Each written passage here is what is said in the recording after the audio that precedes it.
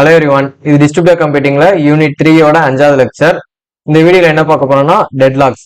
ஒரு டிஸ்ட்ரிபியூட்டர் சிஸ்டம்ல டெட்லாக் எப்படி இருக்கும், என்னென்ன மெத்தட்ஸ் வச்சு ஹேண்டில் பண்ணலாம் அப்படிங்கறத பார்க்க போறோம். So first deadlock. A deadlock is a situation where two or more processes are blocked indefinitely, each waiting for other to release a resource. அதாவது ரெண்டு ப்ராசஸ் இருக்கு. இப்போ எக்ஸாம்பிளுக்கு இப்போ ரெண்டு ப்ராசஸ் இருக்கு, P1 P2 இருக்கு. ஸோ இதுட்ட ஒரு ஆல்ரெடி ஒரு ரிசோர்ஸ் இருக்கு, ஆனா இன்னொரு ரிசோர்ஸ் தேவைப்படுது, அது எக்ஸிக்யூட் பண்றதுக்காக இன்னொரு ரிசோர்ஸ் தேவைப்படுது, அது P2 இருக்கு. ஸோ P2 இந்த ப்ராசஸ் ஒரு ரிசோர்ஸ் கேட்குது. அதே மாதிரி P2ல ஒரு ப்ராசஸ் ஒரு ரிசோர்ஸ் இருக்கு, ஆனா P2க்கு P1 இருந்து இன்னொரு ரிசோர்ஸ் தேவைப்படுது. ஸோ இது P1 இருந்து ஒரு ரிசோர்ஸ் கேட்குது. ரெண்டு ப்ராசஸ்மே அதோட வேலை முடியாம அந்த ரிசோர்ஸ் கொடுக்க மாட்டேன்னு சொல்லுது. ஸோ ரெண்டு ப்ராசஸ்க்குமே ரிசோர்ஸ் கிடைக்காது, ரெண்டு ப்ராசஸ் எக்ஸிக்யூட் ஆக முடியாது. இப்படி ஒரு கண்டிஷன் இருந்துச்சுன்னா அதுக்கு பேர் தான் டெட்லாக். ஓகேவா? இதனால இன்டிஃபைனைட்டா இந்த ரெண்டு ப்ராசஸுமே பிளாக் ஆகியே இருக்கும். ஸோ இதான் டெட்லாக். பாருங்க எக்ஸாம்பிளுக்கு process A at site 1. So site 1ல ஒரு ப்ராசஸ் ஏன்னு இருக்கு, கோல்ஸ் a lock on resource X. So எக்ஸ்ங்கிற ஒரு ரிசோர்ஸ் வச்சிருக்க அந்த ப்ராசஸ். அதே மாதிரி process A has requested resource Y at site 2. So site 2ல இருக்க ஒரு ப்ராசஸ் கிட்ட இருந்து ப்ராசஸ் ஏ வந்து ஒரு ஒய்ங்கிற ரிசோர்ஸ் கேட்குது, ஆனா இன்னும் கிடைக்கல இருக்கு. But has not yet been granted. So இன்னும் அதுக்கு கிடைக்கல. Similarly process B at site 2. Site 2ல ப்ராசஸ் பின்னு ஒரு ப்ராசஸ் இருக்கு, அது கோல்ஸ் ஏ லாக் ஆன் ரிசோர்ஸ் ஒய்ங்கிற ரிசோர்ஸ் இருக்கு. ஸோ அதாவது என்ன சொல்றாங்கன்னா இது சைட் 1. ஸோ இது சைட் 2. இங்க ஏங்கிற ப்ராசஸ் இருக்கு, இங்க பிங்கிற ப்ராசஸ் இருக்கு. ஏங்கிற ப்ராசஸ்ட ஆல்ரெடி ஒரு எக்ஸ்ங்கிற ஒரு ரிசோர்ஸ் இருக்கு, பிங்கிற ப்ராசஸ்ட ஆல்ரெடி ஒய்ங்கிற ஒரு ரிசோர்ஸ் இருக்கு.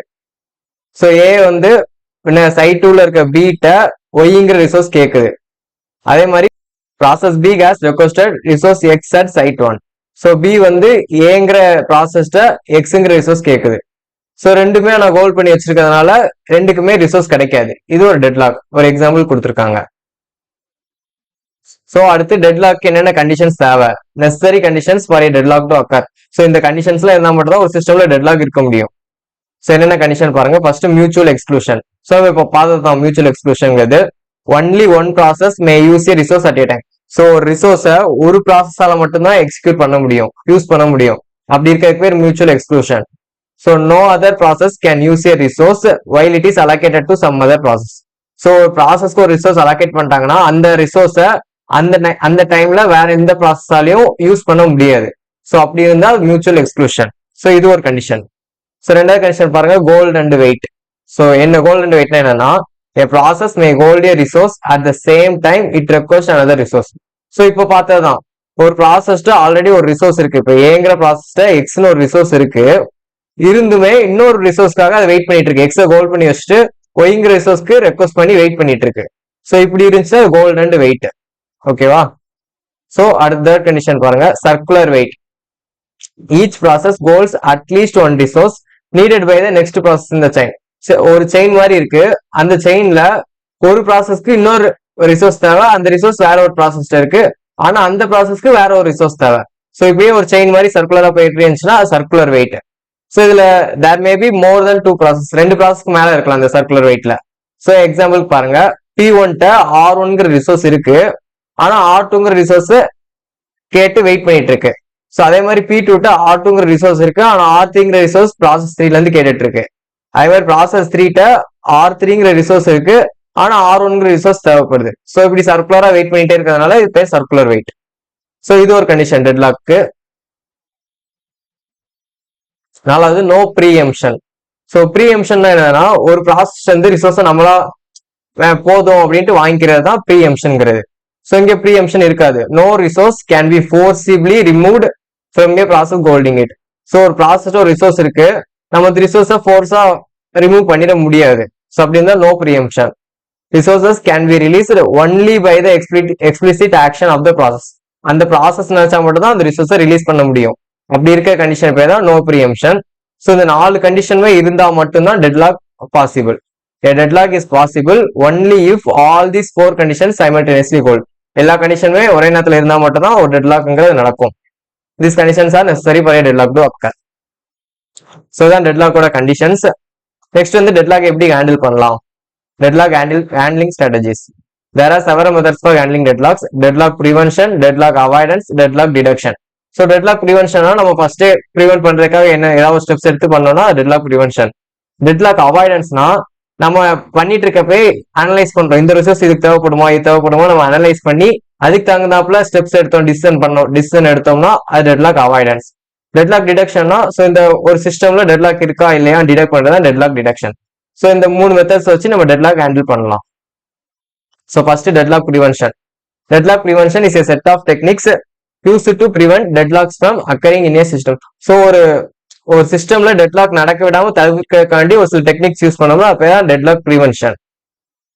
ஃபர்ஸ்ட் ஒரு எக்ஸாம்பிள் கொடுத்துருக்காங்க, prevents the circular wait condition. So circular wait கண்டிஷனை எப்படி ப்ரிவென்ட் பண்ணலாம்னா by defining a linear ordering of resources.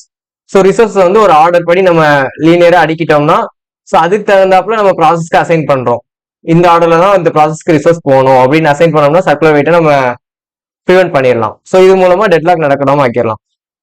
A process can be assigned resources only according to that linear ordering. So ரிசோர்ஸை ஒரு லீனியரா ஆர்டரை அடிக்கிட்டு ஒவ்வொரு ப்ராசஸ்க்கும் இந்த ரிசோர்ஸ் தான் இப்போ கொடுக்கணும், இந்த ரிசோர்ஸ் தான் கொடுக்கணும் ஒரு ஆர்டர் படி கொடுத்தோம்னா சர்க்குலர் வெயிட்டை ப்ரிவென்ட் பண்ணலாம்னு சொல்றாங்க. நெக்ஸ்ட் பாயிண்ட் பாருங்க, prevents the hold and wait condition. So hold and wait condition எப்படி ப்ரிவென்ட் பண்ணலாம் அப்படின்னா by requiring the process to acquire all needed resources before starting execution.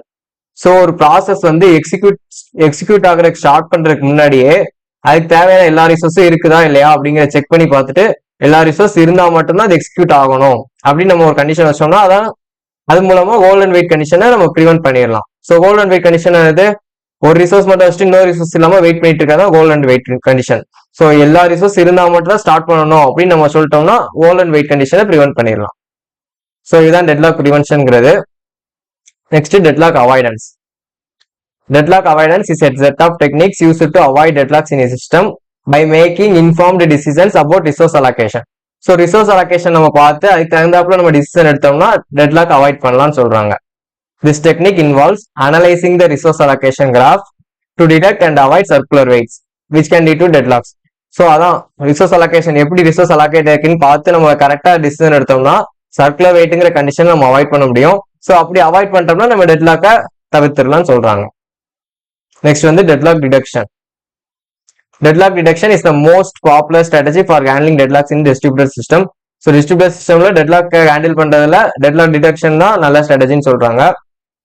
எப்படின்னு கேட்டீங்கன்னா the controller at each site could maintain a wait for graph on the process request that it knows about. So அதாவது ஒவ்வொரு சைட்லயும் ஒரு கண்ட்ரோலர்னு ஒருத்தவங்க இருப்பாங்க. அந்த controller என்ன பண்ணுவாங்கன்னா வெயிட் ஃபார் கிராஃப்னு ஒரு கிராஃப் மெயின்டைன் பண்ணுவாங்க. ஸோ இந்த வெயிட் ஃபார் கிராஃப் என்னன்னு சொல்றேன். இப்போ எக்ஸாம்பிளுக்கு நான் ஏங்கிற ஒரு ப்ராசஸ் இருக்கு, பிங்கிற ஒரு ப்ராசஸ் இருக்கு. ஸோ ஏங்கிற ப்ராசஸ்க்கு பிகிட்ட இருந்து ஒரு ரிசோர்ஸ் தேவைப்படுச்சுன்னா இங்க இருந்து ஒரு எட்ஜ் போகும்.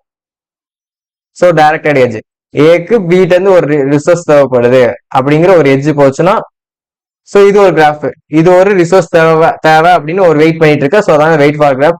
அதே மாதிரி பிக்கு ஏதாவது ஒரு இதுல இருந்து தேவைப்படுச்சுன்னா அங்க ஒரு எட்ஜ் போகும், இல்ல பிக்கு ஏட்டே தேவைப்படுச்சுன்னா ஏக்கு ஒரு எட்ஜ் போகும். ஸோ இப்படி ஒரு கிராஃபை மெயின்டைன் பண்ணி வச்சிருப்பாங்க ஒவ்வொரு சைட்லயுமே. The deduction of a cycle in wait for graph indicates the deadlock.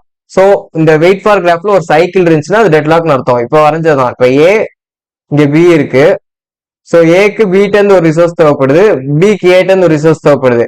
இப்படிதான் என்னது சைக்கிள் வந்துருச்சா. ஸோ சைக்கிள் வந்ததுக்கப்புறம் இங்க டெட்லாக் ஆயிரும். ஸோ ஏக்கு பிட்ட இருந்து தேவையானது கிடைச்சா மட்டும் தான் எக்ஸிக்யூட் ஆக முடியும். அது மாதிரி பிக்கு ஏட்ட இருந்து தேவையான ரிசோர்ஸ் கிடைச்சா மட்டும் தான் பி எக்ஸிக்யூட் ஆக முடியும். ஸோ இங்க சைக்கிள் ஃபார்ம் ஆயிடுச்சு, இது டெட்லாக்னு சொல்றாங்க. However, each side's work-free graph could be cycle-free and yet the distributed system could be deadlocked. So இது வந்து ஒரு இம்பார்ட்டன்ட் பாயிண்ட். என்னன்னா தேர்ட் பாயிண்ட் என்ன சொன்னாங்க, ஒரு சைக்கிள் இருந்துச்சுன்னா அங்க டெட்லாக் இருக்குன்னு சொல்லிட்டாங்க. அதே மாதிரி ஃபோர்த் பாயிண்ட்ல சைக்கிளே இல்லாம கூட டெட்லாக் இருக்க வாய்ப்பு இருக்கு. ஸோ சைக்கிள் இருந்தா கண்டிப்பா டெட்லாக் தான். ஆனா சைக்கிளே இல்ல, அந்த கிராஃப்ல சைக்கிளே ஃபார்ம் ஆகல அப்படின்னா டெட்லாக் இல்லைன்னு நம்ம சொல்லிட முடியாது. அதான் சொல்றாங்க. ஸோ அங்க வந்து குளோபல் டெட்லாக்னு ஒரு கண்டிஷன், குளோபல் டெட்லாக் அக்கர் ஆகலாம். ஸோ குளோபல் டெட்லாக்னா என்னன்னா இப்போ எக்ஸாம்பிளுக்கு ஏல ஒரு ஏபி இது வந்து ஒரு சைக்கிள்ல ஒரு டெட்லாக்ல இருக்கு. ஸோ நம்ம இன்னொரு ப்ராசஸ் இருக்கு, சிங்கிற ஒரு ப்ராசஸ் வந்து பீட் வந்து எக்ஸிக்யூட் பீட் வந்து வெயிட் பண்ணுது ஒரு ரிசோர்ஸ்க்காக. ஸோ இந்த இடத்துல ஒரு சைக்கிளே ஃபார்ம் ஆகல, இந்த இடத்துல சைக்கிளே இல்ல. ஆனா இந்த பி எக்ஸிக்யூட் ஆக முடியாத நிலைமையில இருக்கிறதுனால சிங்கிறது டெட்லாக்ல இருக்கு. ஸோ சிங்கிற ப்ராசஸ் டெட்லாக்ல போயிடும். ஸோ இப்படி இருக்க கண்டிஷன் பேர் வந்து குளோபல் டெட்லாக். ஸோ ஒரு சைக்கிள் இருந்தா மட்டும்தான் டெட்லாக் இருக்கும்னு அர்த்தம் கிடையாது. சைக்கிள் இருந்தா டெட்லாக் இருக்கும், ஆனா சைக்கிளே இல்லைன்னா டெட்லாக் இல்லைன்னு நம்ம சொல்லிடக்கூடாது. அதான் சொல்றாங்க.